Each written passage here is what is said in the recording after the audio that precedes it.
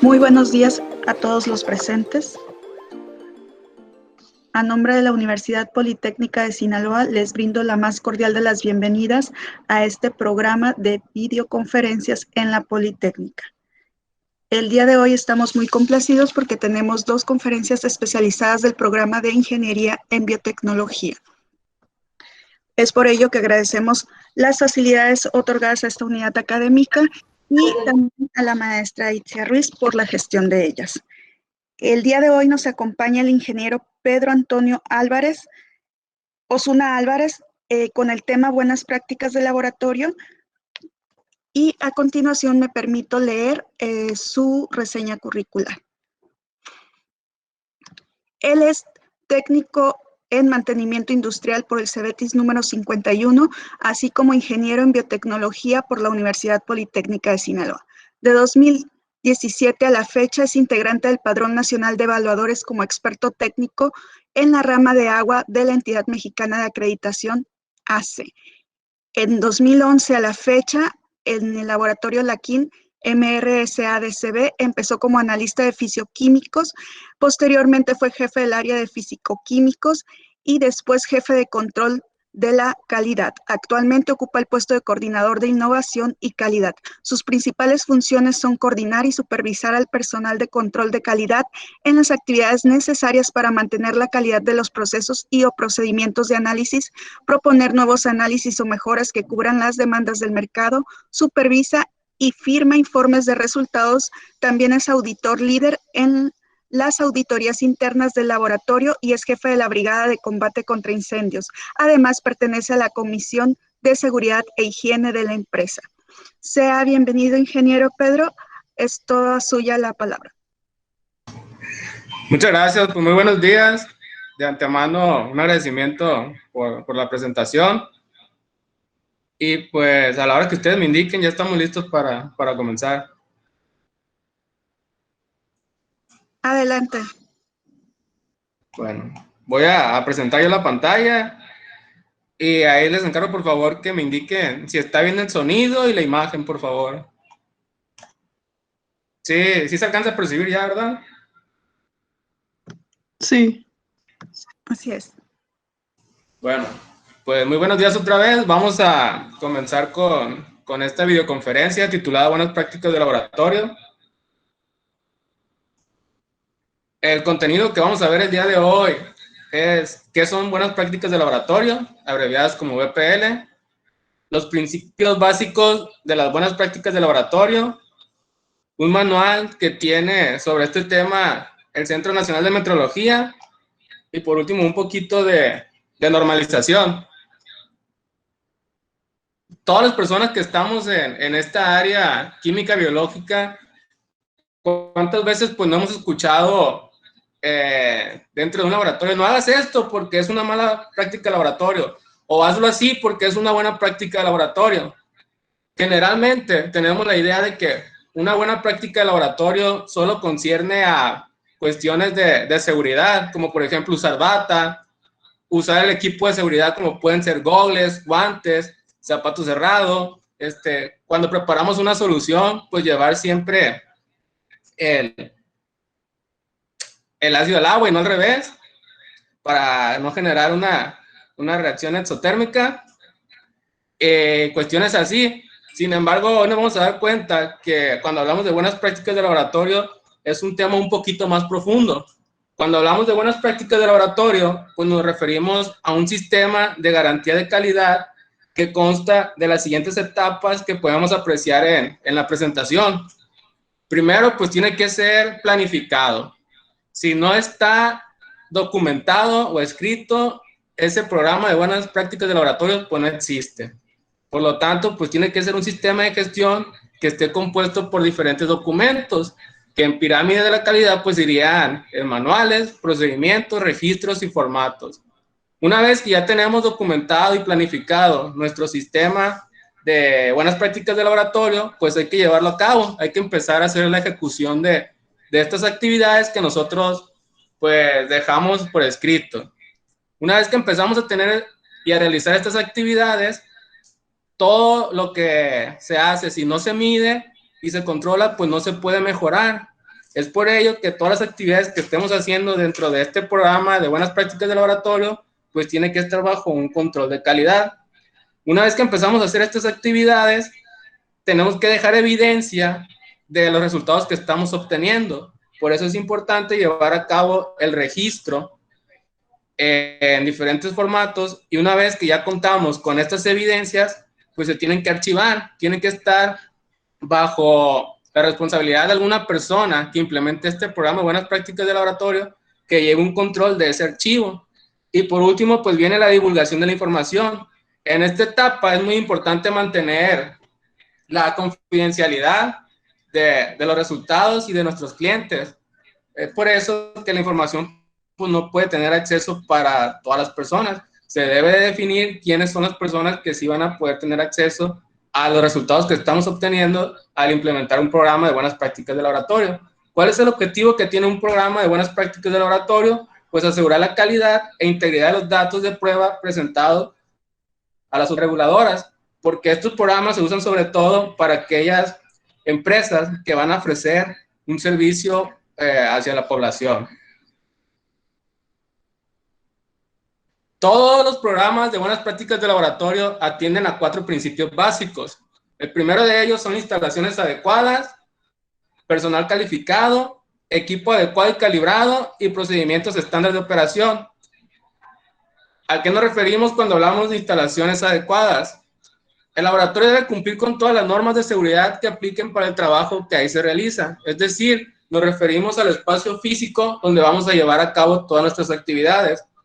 El personal que va a implementar estos programas de buenas prácticas de laboratorio tiene que contar con una capacitación continua para asegurar que tiene dominio de las técnicas y que ha desarrollado pues su competencia para llevar a cabo las diversas actividades para las cuales fue seleccionado.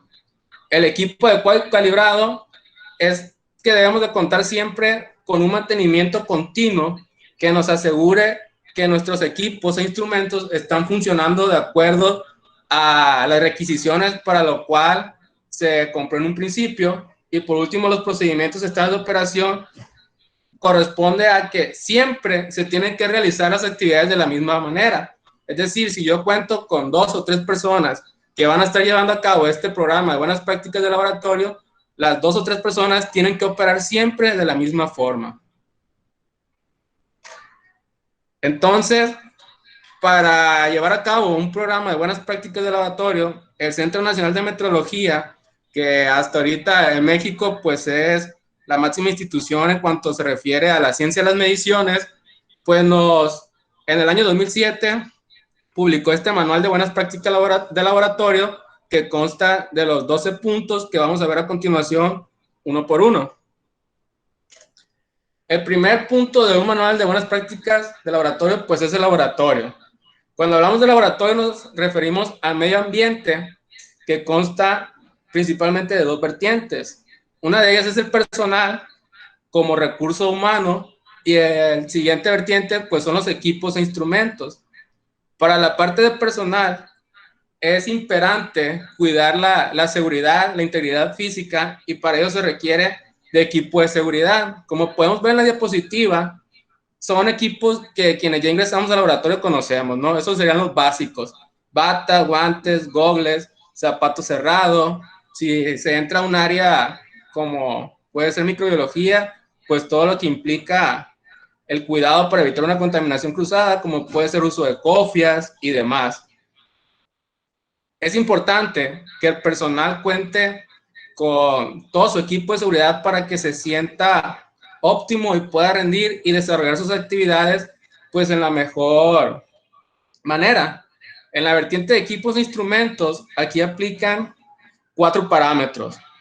El primero de ellos es la temperatura. Dentro de un laboratorio debe trabajar a una temperatura ambiente.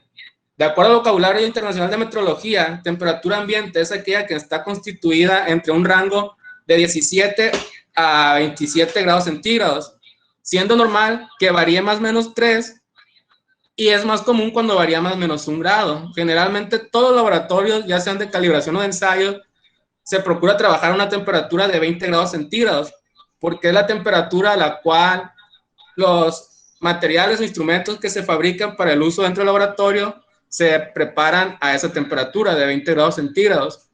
El siguiente parámetro a monitorear es la humedad. Este manual de buenas prácticas de laboratorio nos recomienda trabajar en un rango entre 40 y 60% de humedad relativa. ¿Por qué? Porque una humedad por encima de ese porcentaje puede ocasionar que dentro de mi laboratorio haya condensación de las partículas del aire y entonces dificulten la visibilidad de los equipos o instrumentos. Y una humedad por debajo del 40% puede ocasionar estática en mis equipos electrónicos y pues por lo tanto ocasionar algún desperfecto. El siguiente parámetro a monitorear es el servicio eléctrico. Por normatividad en México contamos con dos variaciones de voltaje. Una puede ser 127 volts y la otra 220 volts. Aquí es muy importante cuando se adquiere un equipo conectarlo a su requerimiento que el fabricante te indica en cuanto al suministro de energía eléctrica para evitar pues que se queme o que no funcione. Y por último, el parámetro a monitorear es la calidad del aire. En muchos laboratorios se emplean campanas de extracción que son las más recomendadas, puesto que nos ayudan a eliminar dentro de nuestro ambiente en el laboratorio todo lo que pueden ser vapores tóxicos o gases que se generen de alguna reacción. Hay otros equipos que se conocen como recirculadores de aire. Esos equipos no son recomendados porque lo único que hacen es, en el momento, sacan del medio ambiente el vapor o el gas tóxico que se haya generado y luego vuelven a jalar eso que ya habían sacado y entonces solo está recirculando y pues nunca se llega a tener un ambiente adecuado. Por lo tanto, lo más recomendable pues son las campanas de extracción. El siguiente punto al cual nos hace referencia el manual de buenas prácticas del CENAM es el muestreo, debido a que el muestreo es una etapa crucial dentro de los laboratorios, porque es el primer contacto que se tiene entre el laboratorio, en este caso ya sea directo con la muestra o con nuestro cliente. Es una etapa crucial que requiere de una muestra representativa. ¿Y en qué consiste el muestreo? En tomar una porción de un material dentro de un lote de tal manera que pues posea todas las características esenciales de ese total del lote. ¿Qué actividades es importante tomar en cuenta durante el muestreo? Primero, pues tenemos que tener bien identificado el lote.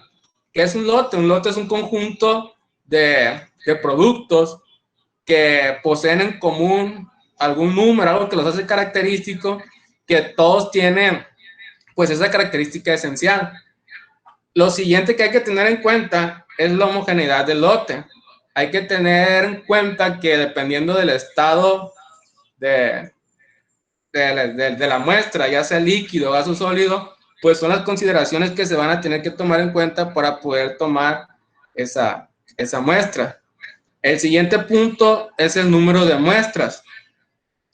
Aquí es importante que dependiendo del lote que tengamos, podamos considerar el número de muestras que vamos a tomar. No es lo mismo ir a tomar un muestreo, a lo mejor de algún alimento, de una empresa que produce, no sé, en todo el día 100 kilogramos de algún producto, que ir a una empresa muchísimo mayor, por ejemplo, a una enlatadora de atún que te produce toneladas. Entonces, dependiendo de la cantidad de producción, hay que tener en cuenta cuántas muestras van a ser representativas de. El siguiente punto, hay que tener un plan o un procedimiento de muestreo. Si veíamos en los principios básicos de las buenas prácticas de laboratorio, pues tienen que ser procedimientos estandarizados. Es por ello que hay que contar con un plan o un procedimiento de muestreo. En la diapositiva, en la imagen superior del lado derecho, está encerrado en un círculo un compañero de nosotros haciendo anotaciones. Ese formato que lleva ahí, pues es una cadena de campo donde se registra toda la información concerniente a la muestra y además ahí lleva un plan de muestreo. En el plan de muestreo se indica toda la información relacionada a la muestra, como puede ser el domicilio del cliente, qué parámetros va a llevar esa muestra, el sitio de muestreo, qué se requiere para realizar ese muestreo, si va a requerir guantes, hielera, todo lo que podemos observar ahí en la imagen, todo lo que se va a requerir debe estar concentrado en ese plan o procedimiento de muestreo. El siguiente punto es el método de selección de muestras. De acuerdo a este manual de buenas prácticas de laboratorio, hay dos métodos.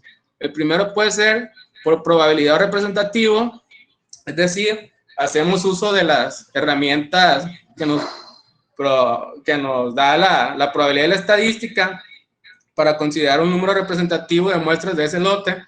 O el siguiente método es por no probabilidad selectivo. Este último método se basa en la experiencia del cliente, que te dice, yo solamente quiero N cantidad de muestras porque así he trabajado siempre y mi experiencia me dice que es suficiente. El siguiente punto a tener en cuenta es el método de recolección, preparación y el equipo.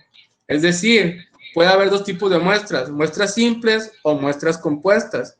Una muestra simple es la que se lleva a cabo una sola ocasión. Una muestra compuesta depende de qué tanto tiempo dure la producción de la empresa y se secciona. Es decir, por ejemplo, si opera 24 horas, pues puede ser un muestreo 24 comprendido por 6 muestras. Voy y tomo cada 4 horas una muestra, al final obtengo 6 muestras, las mezclo y ya tengo mi muestra representativa. Es solo por decir un ejemplo. El siguiente punto, los recipientes, la recepción y conservación en el muestreo. Aquí es muy importante apegarse a las necesidades que tiene cada parámetro que se va a determinar, porque cada uno de ellos, en la norma que se use como referencia o como bibliografía, te indica el tipo de material en el que se debe tomar la muestra y cómo debe ser lavado y cómo debe ser manipulado. Te puede indicar que puede ser un contenedor desechable, puede ser plástico, puede ser vidrio, te puede indicar si requiere de algún preservador, como puede ser hielo, algún ácido, algún álcali, entre otras situaciones. Es muy importante apegarse a lo que te indique tu norma de referencia, dependiendo del parámetro o el análisis que se vaya a determinar. Y por último, la seguridad en el muestreo. Hay muchas ocasiones en que se nos olvida pues que nuestros compañeros muestreadores son humanos, son personas y queremos que nos muestren sitios que comprometen su seguridad. En la parte inferior de la pantalla vemos algunos tipos de muestreo. Del lado derecho hay una máquina trituradora de hielo donde nuestro compañero pues tuvo que hacer ahí un esfuerzo para obtener esa muestra y nos comentaba que debajo de toda esa trituradora pues estaban unas como hélices para moler ese hielo y pues que sí estaba peligroso llevar a cabo ese muestreo. Entonces es muy importante considerar que a la hora de llevar a cabo el muestreo pues se tenga un ambiente de seguridad para la persona que lo va a llevar a cabo. El siguiente punto es el agua. El agua es el reactivo más utilizado dentro de un laboratorio. Tiene dos características. Es el solvente más utilizado, es su característica positiva. Sin embargo, al ser un agua reactivo o un agua destilada, con cualquier término es correcto, y encontrarse muy pura, tiene una propiedad negativa. Es muy fácil que se contamine. Por eso es importante tener diversos cuidados para evitar que esta agua se nos pueda contaminar. Algunos de los cuidados que debemos de tener es que debe estar almacenada en contenedores de un plástico adecuado. Lo podemos ver en la imagen superior del lado derecho. Y es muy importante que siempre que no se esté usando el agua esté cerrado, porque al ser un agua muy pura, si se encuentra abierto este contenedor, en el medio ambiente hay dióxido de carbono y hay otros ácidos carbónicos que son propios del aire, del ambiente, que empiezan a alterar las propiedades del agua, y esto se ve reflejado en un aumento de la conductividad y del pH. Ahorita vamos a ver que dependiendo del tipo de agua y el uso que se le dé, debe de cumplir con cierto pH y cierta conductividad.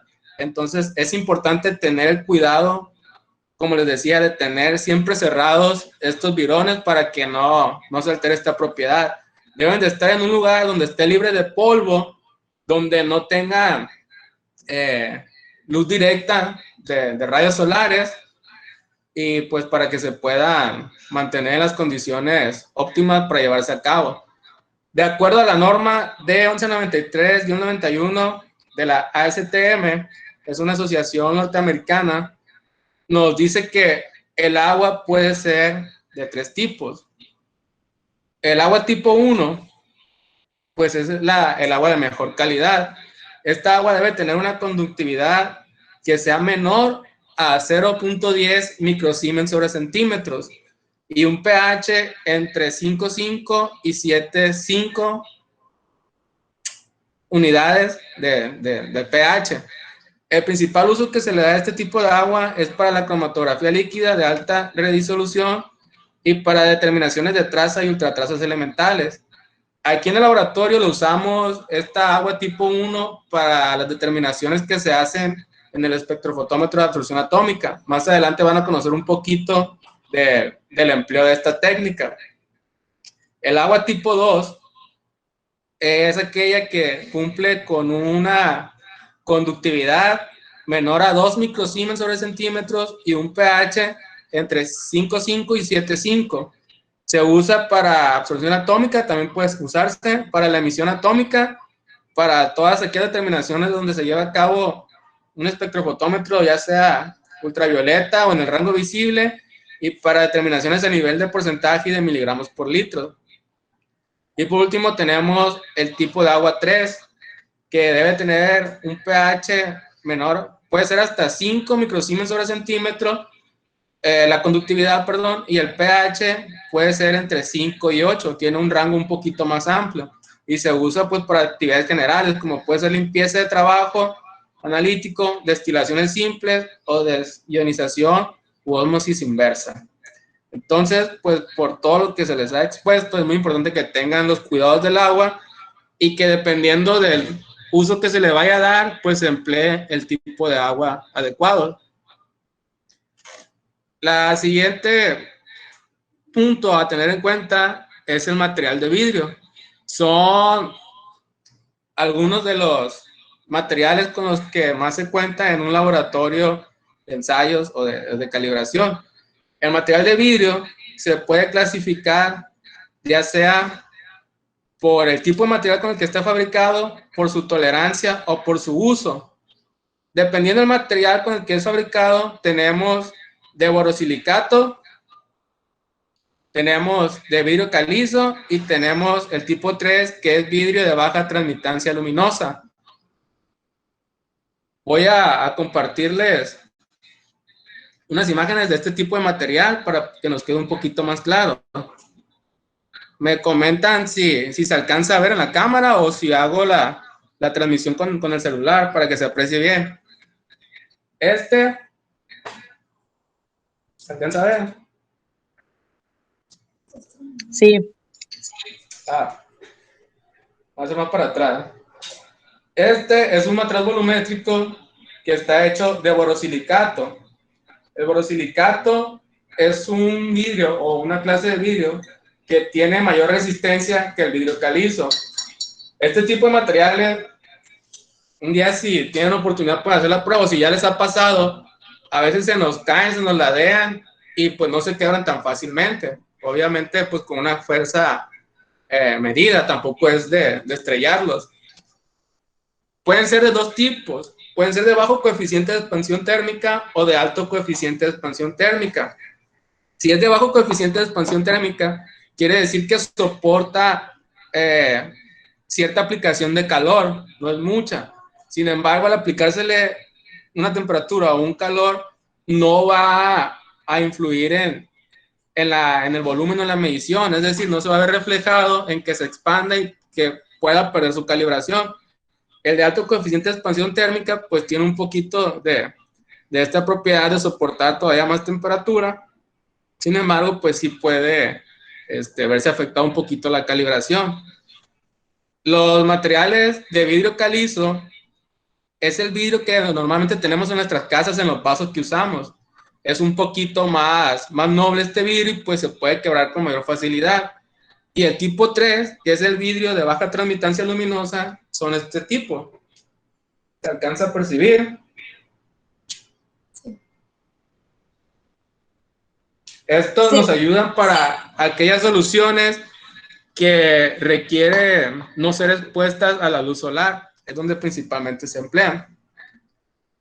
De acuerdo a la tolerancia, la clasificación puede ser basada en su precisión o para la medición.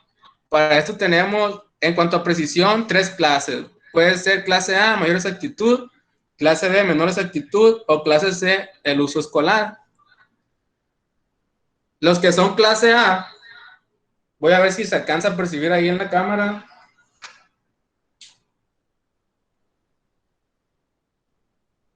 Ahí miren. Sí. Deben de venir marcados e identificados con su clase. Este que tengo aquí es un matraz volumétrico de 1 litro. El fabricante nos indica que tiene una tolerancia de más o menos 0.30 mililitros. Aquí se alcanza a ver más o menos. ¿Y cuál es la diferencia entre un clase A y un clase B? Que un clase B, en vez de tener 0.30 mililitros de tolerancia, generalmente traen el doble. Puede ser 0.60. Los matraces volumétricos de 1 litro son los recomendados para hacer todas las soluciones que se van a preparar en un laboratorio, porque son los que tienen una mejor exactitud. Si nosotros dividimos su tolerancia, que es 0.30, entre 1000 mililitros, que es el volumen que tiene, pues vamos a ver que va a tener una exactitud de 0.0003 mililitros. Si tomamos otro matraz volumétrico, por ejemplo, uno de 100 mililitros, ese tiene una tolerancia de 0.08. Si la divido entre los 100, me queda todavía con un 0 más hacia la derecha de exactitud que mi matraz de 1 mililitro. Por eso el de 1000 mililitros es el que se recomienda para preparar todas las soluciones, porque tiene una mayor exactitud. El de clase C o uso escolar, pues es un material volumétrico que está diseñado para eso, no tiene tanta exactitud. De hecho, yo recuerdo cuando estaba siendo estudiante, porque pues orgullosamente soy egresado de Luxin, a mí me tocaba ir a Sumilab a comprar el material volumétrico porque vivo allí cerca y siempre me decían, ¿cómo lo quieres?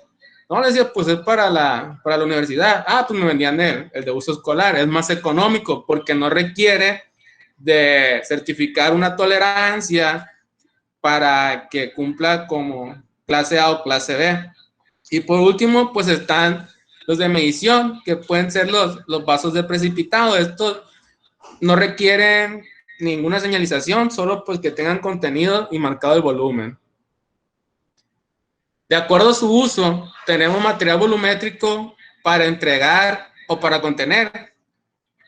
Para entregar tenemos las probetas, las buretas y las pipetas volumétricas. Es el mismo caso que el matraz volumétrico. Debe de traer indicado en alguna parte del material su volumen nominal, su tolerancia y entre algunas otras indicaciones. Y para contener están los matraces volumétricos. Es muy importante aquí usarlo de acuerdo al fin con el que fue diseñado. Si vamos a entregar un volumen, en muchas ocasiones lo hacemos mal porque tomamos el volumen con un matraz volumétrico. Decimos, ay, como es más exacto, lo voy a tomar con un matraz volumétrico. Sin embargo, el matraz volumétrico, su fin no es entregar, su fin es contener. Es decir, se prepara una solución y ahí puede estar contenida la solución. Es muy importante que es para contener, no es para almacenar. Si se prepara una solución en un matraz volumétrico y se va a almacenar en refrigeración, pues se tiene que trasvasar a otro contenedor adecuado, porque al meterla a refrigeración o al meterla a algún tipo de calentamiento, podemos ocasionar que ese matraz volumétrico pierda su calibración y por lo tanto su tolerancia y su exactitud. ¿Qué consideraciones generales debemos de tener cuando estemos usando material de vidrio? Primero, la limpieza es muy importante. Este manual del SENAV, o si se utiliza alguna otra bibliografía, indican los tipos de lavados que puede haber para el material de vidrio. Generalmente hay una técnica que se usa que consiste en colocar nuestro material en un baño de agua regia, se llama, que contiene algún ácido. Posteriormente se enjuaga con agua reactiva o agua destilada, se pasa por alguna mezcla crómica que tiene cromato de potasio con algún ácido para quitar todas las impurezas que se hayan quedado en el material por algún residuo orgánico. Y por último, pues viene un lavado con agua corriente y agua destilada. Ese es uno como muy general. Ya dependiendo de la determinación que se vaya a hacer o el análisis, la misma norma de referencia te puede decir cómo se tiene que lavar ese material. El secado es muy importante, que se dejen secar a gravedad, que no se metan a una estufa. A veces por acelerar el secado los metemos a un horno, a una estufa, no sé, a 105 grados centígrados, y lo que podemos ocasionar es que ese material pierda su calibración. También no se recomienda a veces hacer uso de bombas de aire para evitar que al usar ese aire lo podamos contaminar con las partículas de polvo que se generan. Hay que tener ese material de vidrio calibrado.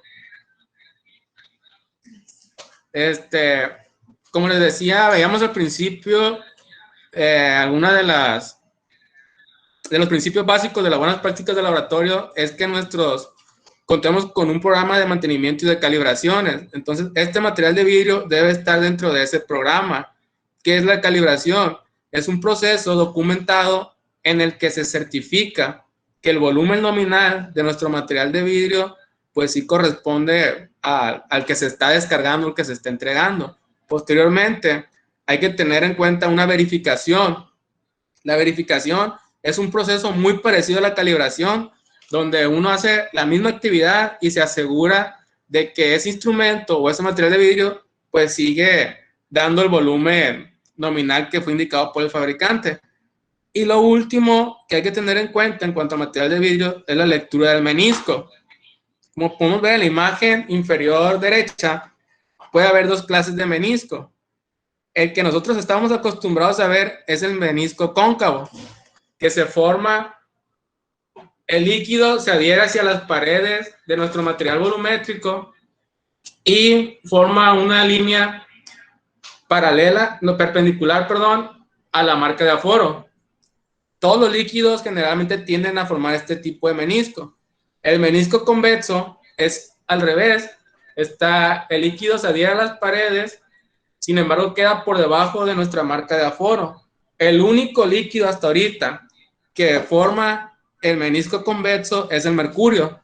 Si alguna vez requieren llevar a cabo una medición de mercurio, pues es importante que tengan en cuenta que va a formar el menisco convexo. Entonces, pues tendría que quedar por debajo de mi marca de aforo, no por encima, para que sea un aforo o un pipeteo correcto y adecuado del líquido. El siguiente punto son los materiales de referencia. Un material de referencia, de acuerdo a la norma mexicana Z55 del Instituto Mexicano de Normatividad y Certificación del año 2009, es una traducción del vocabulario internacional de metrología. Nos dice que un material de referencia es aquel que va acompañado de un certificado para el cual el valor de una o de varias de sus propiedades se ha certificado. Es decir, viene acompañado de una trazabilidad y de una incertidumbre. Puede haber dos tipos de materiales de referencia. Pueden ser sustancias puras, que son aquellas que nos llegan en estado sólido o en polvito, o puede haber disoluciones calibrantes, que ya vienen en estado líquido, listos para usarse y que solamente traen una concentración ya establecida. Cuando usamos sustancias puras, traen una pureza, valga la redundancia, indicada, y a partir de su peso molecular, pues podemos obtener y preparar diferentes disoluciones. Es la diferencia entre un tipo de sustancia y otra. ¿Qué usos se le dan a un material de referencia? Los podemos utilizar para el desarrollo y evaluación de métodos de medición analítica, es decir, antes de implementar alguna técnica, mientras se está estandarizando, se están realizando pruebas, se puede utilizar como si fuera una guía en cuanto a una concentración de algún elemento químico. El siguiente uso puede ser como establecimiento de la trazabilidad de las mediciones analíticas. Cuando ya estamos sumergidos en un laboratorio acreditado es muy importante hablar de trazabilidad. ¿A qué nos referimos con trazabilidad? Es una cadena ininterrumpida de comparaciones, es decir, tú tienes un material de referencia, como en este caso puede ser una sustancia pura o una calibrante, yo la utilizo en algún equipo o en alguna determinación y pues tengo que obtener una concentración parecida a la que se me indica en ese certificado. Así es como me puede dar trazabilidad de esa medición y asegurar que estoy realizando bien pues mi técnica analítica. Y el último uso puede ser para el aseguramiento y control de la calidad de las mediciones analíticas. Las normas no te exigen que para un control de calidad tengas material de referencia certificados. Sin embargo, pues ya es un plus si tú quieres asegurar un poquito más tus mediciones. El siguiente punto son las balanzas. Todos los laboratorios, o la mayoría de los laboratorios, pues es uno de los instrumentos que más se usan. ¿Qué cuidados debemos de tener cuando estamos utilizando una balanza? El primero de ellos, y muy importante, pues es la limpieza. Para ello, se puede hacer uso de alguna de estas brochitas, creo que le llaman de pelo de camello o algo así, con la cual se tiene que llevar a cabo la limpieza. También se puede utilizar alcohol isopropílico, debido pues a que se va a evaporar rápido y no me va a dañar el mecanismo ni nada eléctrico de la balanza. Es muy importante que evitemos que le llegue la radiación solar directa. Donde vamos a colocar la balanza tiene que estar expuesta a la menor cantidad de vibraciones. Para ello se debe de colocar nuestra balanza sobre alguna mesita de granito. Es el material que se puede utilizar para evitar las vibraciones y que nuestro equipo pues esté expuesto a la menor cantidad de ellas. Como ya habíamos visto, hay que apegarnos a los parámetros del medio ambiente, como son la temperatura ambiente y la humedad relativa, que se maneje en esos rangos. Debe de tener una bitácora de uso. Es muy importante que quede registrada o evidenciada toda actividad que se tenga en estos equipos o instrumentos. El nivel de burbuja, hay que cerciorarnos siempre que vamos a usar una balanza que esté nivelada. En muchas ocasiones, por prisa o por X o Y circunstancias, solamente llegamos, pesamos y no nos aseguramos de que esté bien nivelada. Entonces pudiéramos estar teniendo una determinación de la magnitud de masa incorrecta al llevar a cabo esta. Ahora sí sería una mala práctica. Entonces, cada vez que vayan a usar, asegúrense que el nivel de la burbuja pues esté nivelado. Y muy importante, tener un programa de mantenimiento. Es decir, que siempre estemos asegurándonos de que nuestra balanza sigue cumpliendo con las especificaciones en cuanto a las mediciones que nos da. Por ahí traía un set de pesas que es con el que hacemos las verificaciones y calibraciones de las balanzas. Permítanme a ver si lo puedo poner aquí porque está pesadito. Es parece como un clarinete o un instrumento de música, pero no. Voy a ver ahorita si lo puedo.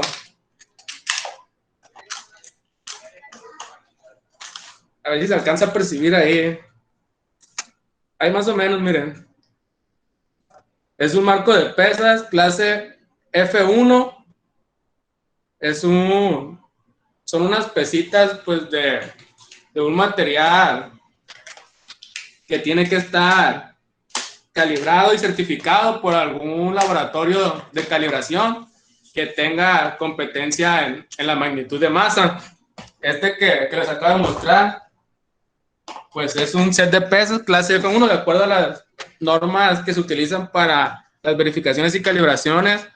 Empieza la clase, digamos que más exacta es E1, E2, luego viene la F1, F2 y luego M, y ya hasta M3, que es el menos exacto. Y por último, en las balanzas, pues si cuenta con autocalibración interna, es muy importante que se lleve a cabo porque es la forma en que la balanza, con el día al día, antes de encenderse, o una vez antes de empezar a usarse en el día al día, va a hacer su autoajuste, podemos llamarlo así, para que las verificaciones y calibraciones pues nos sigan dando. Los siguientes instrumentos que nos indica este manual de buenas prácticas son los termómetros. Perdón, ¿qué cuidados tenemos que tener con los termómetros? Existen 3 tipos de termómetros. Pueden ser de inmersión parcial, como lo podemos ver en la imagen, de inmersión total o inmersión completa. ¿A qué nos referimos con cada uno de ellos? Cuando hablamos de un termómetro de inmersión parcial, es porque en el cuerpo del termómetro trae señalado a qué profundidad del sistema que vamos a caracterizar su temperatura debe de estar sumergido.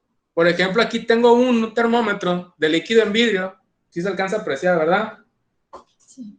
Que en su cuerpo del termómetro...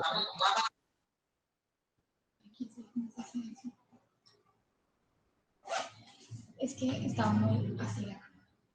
¿No se alcanza a ver o sí? Pareciera que no tienes abierta tu cámara. Bueno, estoy conectado también con el celular. Sí, ahí lo alcanza a ver yo en el celular. Ya se ve. Ahí está. Digamos que donde trae como rebordeado de vidrio, abajito trae una marca. Este que tengo aquí es un termómetro de líquido en vidrio de mercurio y nos dice que tiene 57 milímetros de inmersión, es decir, 5.7 centímetros. Es lo que tendría que estar sumergido dentro del cuerpo del equipo del que yo voy a caracterizar su temperatura. Ahorita estos termómetros de líquido en vidrio, que los podemos reconocer por su vástago aquí del mercurio, ya van a empezar a ser obsoletos, ya no los están fabricando. Lo que se está usando ahorita son los termómetros que contienen algún líquido orgánico. Los que ahorita están saliendo al mercado son estos, que tienen alcohol, pues se diferencian rápidamente por el color. Miren, si se alcanza a ver, aquí donde tengo el dedo, justamente ahí trae su marquita de inmersión. Dice que es de 76 milímetros. Es lo que tendría que estar sumergido en el cuerpo que yo voy a caracterizar.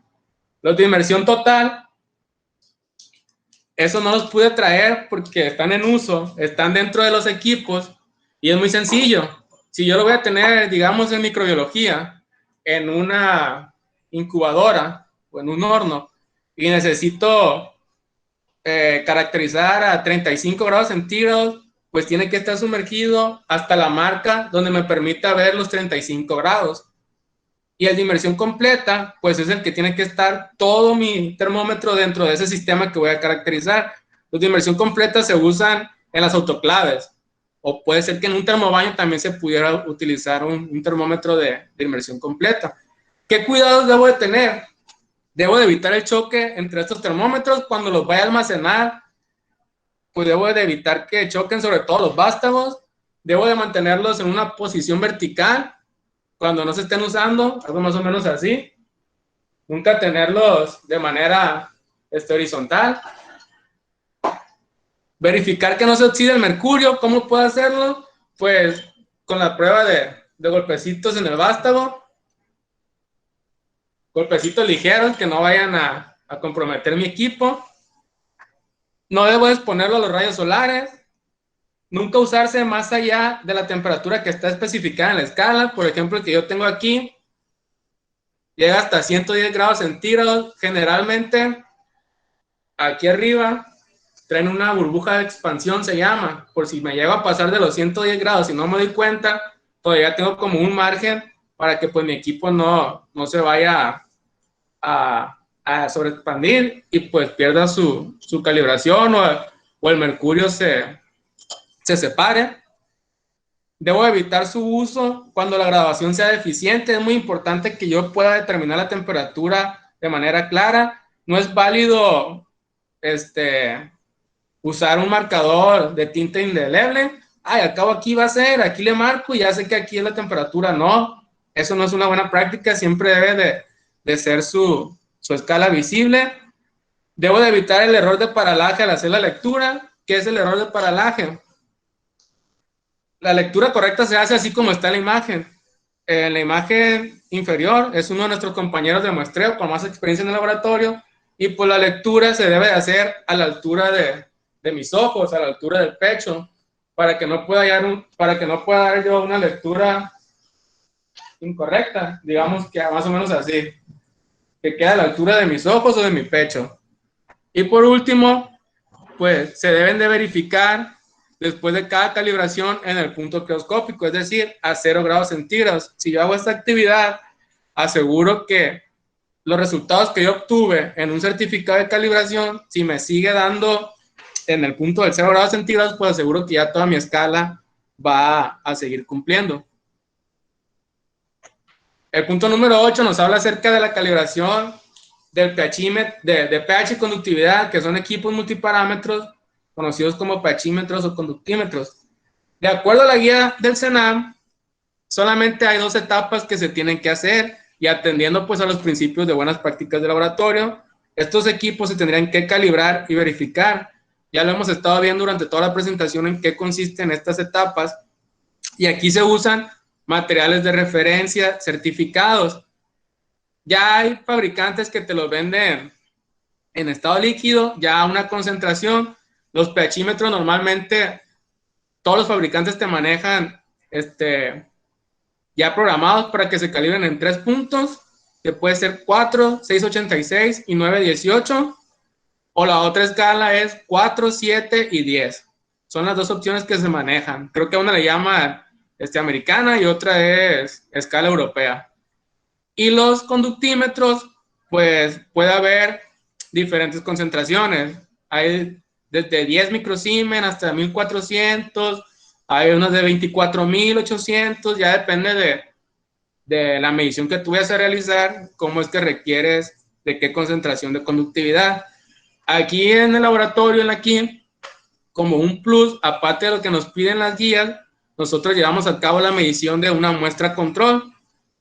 Es una solución preparada por el Departamento de Control de Calidad, del cual se sabe su concentración, y pues el equipo, una vez que ya está calibrado y verificado, nos tiene que dar una lectura muy cercana a la concentración por la cual fue preparada, y ya por último pues se puede llevar a cabo la medición de la muestra real, de la cual desconocemos su concentración y que pues apenas se va a caracterizar, pero ya vamos a tener la seguridad de que va a ser una determinación confiable, puesto que pues yo ya realicé los ajustes, la calibración y verificación de mi equipo.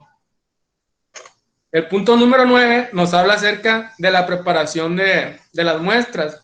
En muchas ocasiones, para yo poderle realizar alguna determinación a alguna de mis muestras, ya sea un agua, un alimento, producto terminado, etcétera, la norma de referencia nos va a indicar si requiere o no algún pretratamiento. ¿Cuáles pueden ser esos pretratamientos? En la diapositiva podemos ver algunos de los ejemplos. Puede ser la dilución de mi muestra, solamente usando líquido, en este caso pues sería diluirla con agua destilada, o puede ser que me pida una disolución con algún agua o con un solvente o con algún otro sólido. Puede ser una digestión ácida en un plato caliente. Las digestiones generalmente se usan para disgregar algún residuo de materia orgánica. Puede llevarse a cabo también una digestión por un microondas, una extracción con solventes. Por ejemplo, en el parámetro de grasas y aceites se utiliza el hexano para extraer esa grasa. Hay algún parámetro que en algún momento llegué a hacer que se llama sustancias activas al azul de metileno, que es para determinar los tensosulfurantes, que es lo que tienen los jabones, y para esto se utilizaba cloroformo como un solvente para extraerle el ion tensoactivo. Puede hacer alguna fusión ácido-básica, es decir, algún ajuste de pH, una calcinación, cuando se van a hacer determinaciones, sobre todo gravimetría en alimentos. La mayoría de las normas te piden que primero calcines tu alimento y ya después lo sometas al análisis como tal. Puede ser una filtración sencilla, donde use un material de algún poro más fino que mi muestra, donde queden retenidas algunas impurezas, o una separación de fases, que use un embudo y por la diferencia de densidades, pues tenga una separación ahí de fases de mi muestra, y ahora sí, pues ya la pueda someter a mi ensayo o a mi análisis como tal. El siguiente punto nos habla acerca de los métodos clásicos de análisis. Está dividido en 2 tipos de métodos. Son los primeros que fueron desarrollados por el hombre, que pueden ser los métodos gravimétricos, es donde se utiliza o se hace una determinación basada en una diferencia de masa. Se usan equipos, como lo podemos ver en la diapositiva, requiere de una balanza con cierta precisión, algún horno o estufa, de secadores y materiales como pueden ser cápsulas, matraces bolas o crisoles, que nos ayudan para este tipo de técnicas. O pueden ser métodos volumétricos, donde yo utilizo o hago una titulación. Hay un balance estequiométrico donde uso un agente titulante, hay un indicador que al hacer un bit en su color, pues me va a indicar que la reacción ha llegado a su fin, y así son los métodos clásicos de análisis. Hasta ahorita son los métodos más tardados porque todo lo tiene que hacer el analista, sin embargo, siguen siendo los más confiables. A diferencia de los siguientes métodos que vamos a ver, que son las técnicas analíticas instrumentales. En estas técnicas, pues todo lo hace un equipo. Lo único que requiere hacer el analista es hacerle un ajuste o una autocalibración que te pida. ¿Cuáles pueden ser estas técnicas? Pues pueden ser determinaciones espectrofotométricas, puede ser el uso de HPLC o en este caso un espectrofotómetro de absorción atómica. Ahí en la imagen inferior, de hecho tiene el nombre de absorción atómica, es uno de los equipos con los que tenemos. Ahí está nuestra compañera que más adelante les va a dar una exposición acerca del tema, es la que está ahí posando para la foto, ahorita la van a conocer. Es un tipo de estas técnicas analíticas instrumentales.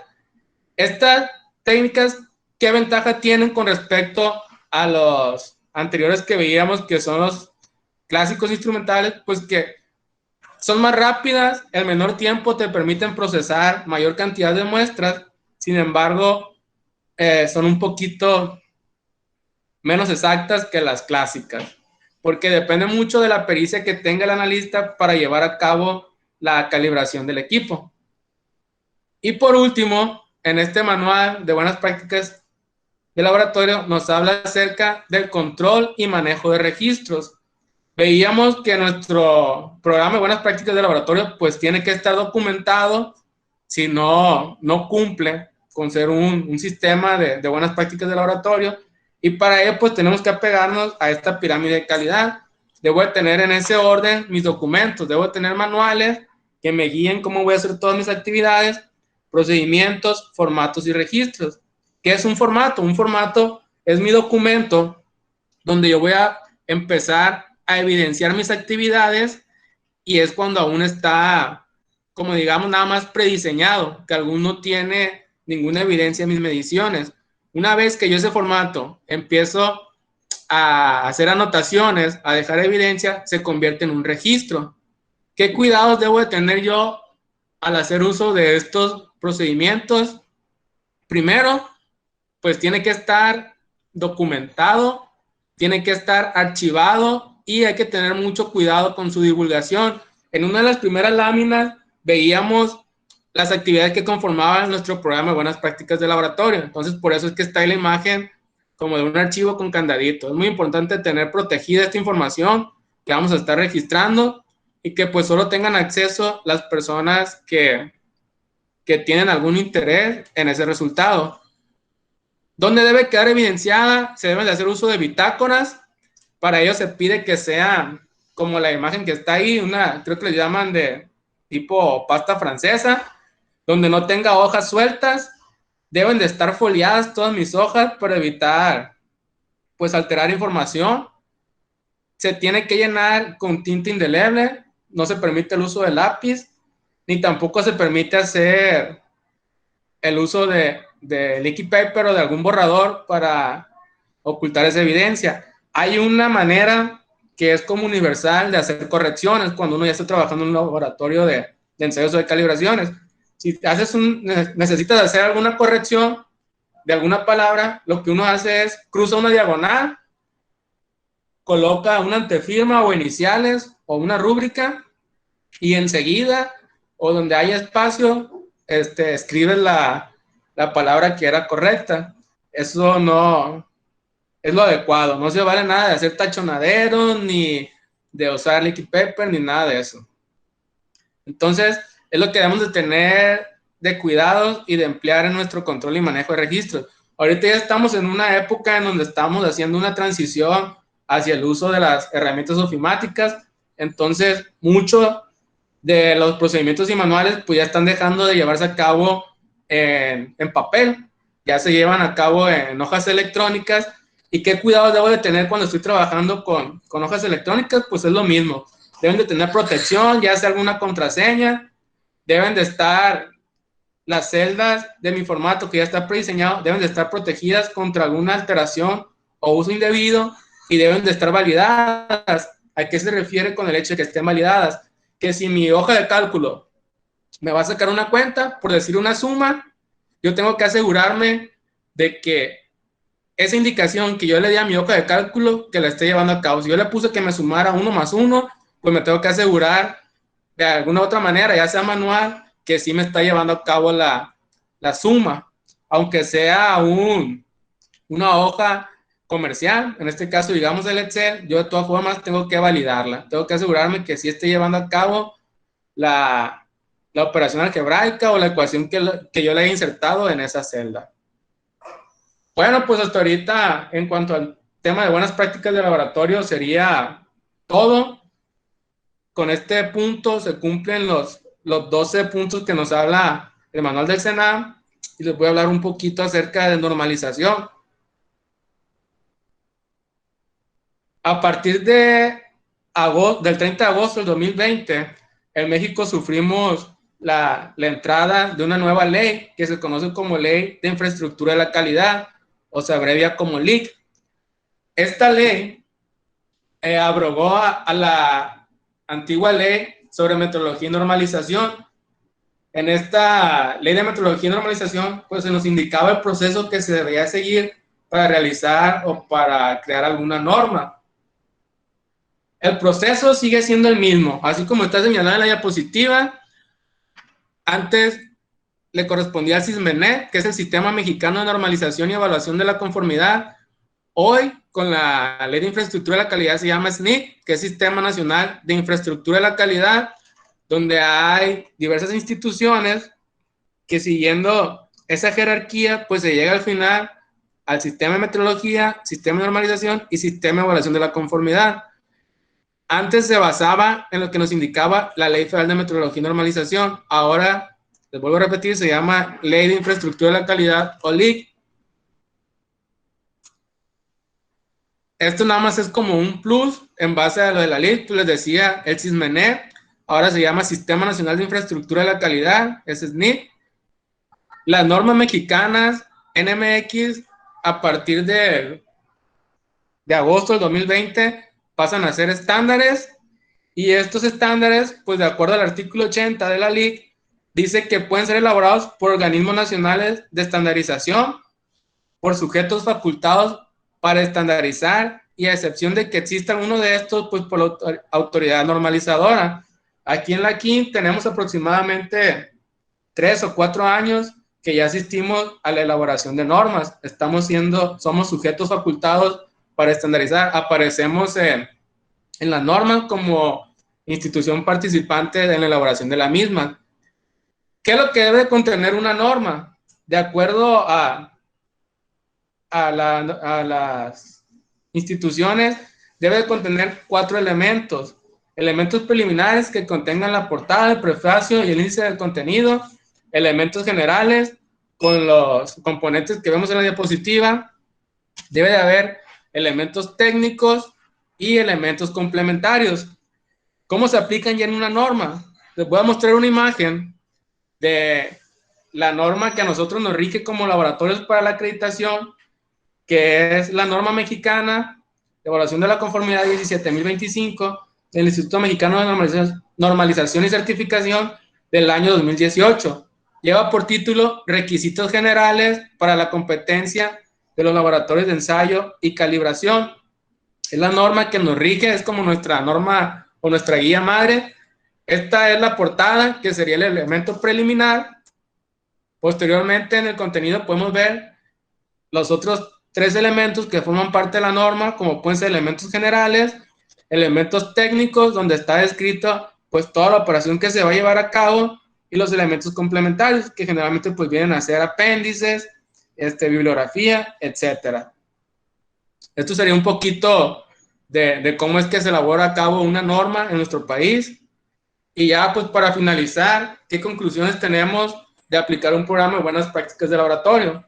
Pues primero, contribuyen a mantener la integridad del personal a través de las recomendaciones de seguridad, uso de equipo de protección personal y mantener la limpieza del laboratorio en todo momento, previniendo accidentes.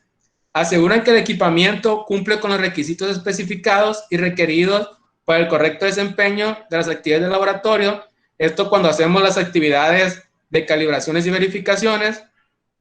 Además, las buenas prácticas de laboratorio nos permiten que el laboratorio use métodos y procedimientos apropiados para todas las actividades desarrolladas dentro del mismo, y además que siempre se tienen que llevar a cabo de la misma manera. Al ser estandarizados, pues siempre se aplican de la misma manera. Y por último, nos asegura que los registros para cada actividad de laboratorio contengan la información suficiente para facilitar la identificación de los factores que intervienen en el resultado de una medición. Es decir, tanto los clientes como nosotros como laboratorio tenemos la certeza y la seguridad de que nuestros resultados son confiables. Pues de mi parte sería todo. Si tienen alguna duda, no sé si voy a hacer ahorita el momento para aclararlo o ya cuando termine Nancy con la exposición de absorción atómica. Aquí están algunas de los links donde pueden encontrar información de lo que les hablé. Si alguien tiene algún interés en particular, posteriormente se puede acercar ahí con la maestra Itzia o con Edith para pedirle mis datos y se pone en contacto conmigo y pues con mucho gusto los apoyamos o los ayudamos. Muchas gracias, ingeniero Pedro. Me gustaría dar unos 5 minutos de preguntas para cerrar su sesión y ¿Dejo de compartir? A la siguiente. Sí, por favor. Si en este momento hay alguna inquietud, jóvenes, nos la pueden hacer saber por el chat o bien pueden abrir sus micrófonos y preguntar de manera directa al ponente.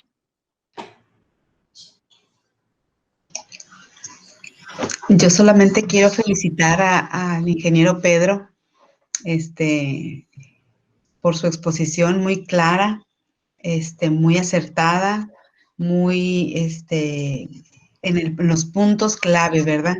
En los puntos clave, los estudiantes pues deben de tener una pequeña cantidad de conocimiento, pero ir relacionando lo que menciona con lo que ellos están poniendo en práctica y tratando de aprender en esta pandemia que hace tan difícil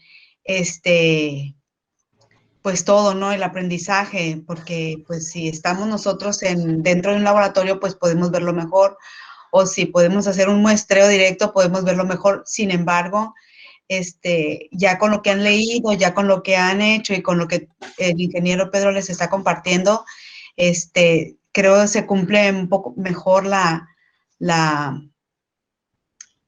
el objetivo, ¿no? Que es que los jóvenes crezcan en aprendizaje y en conocimientos. Gracias, Pedro. Al contrario, gracias a ustedes por la invitación. ¿Alguien más que tenga alguna pregunta, algún comentario? Están muy tímidos el día de hoy. Bueno, o todo claro o no se entendió nada. No, yo creo que quedó muy claro. Muchas gracias, maestra Itzia. Gracias, ingeniero Pedro. En verdad, a nombre de la universidad, queremos agradecer por compartir con nuestros estudiantes su invaluable conocimiento y experiencia. Y a continuación, para hacer entrega del reconocimiento en representación del maestro Víctor Alfonso Rodríguez, director de la Unidad Académica de Ingeniería en Biotecnología, le pido al doctor Jesús Aarón Salazar Leiva, que es nuestro director de posgrado, me haga el favor de tomar la palabra.